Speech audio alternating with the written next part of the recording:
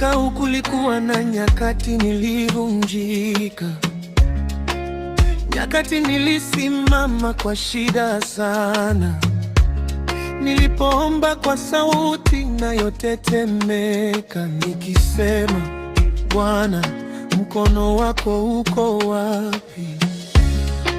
Nilipita mabondeni kwa hofu moyoni, nikapigana vita kimya kimya, lakini hata uzito uliponizidi, ulikuwa unapigana kwa siri kwa ajili yangu.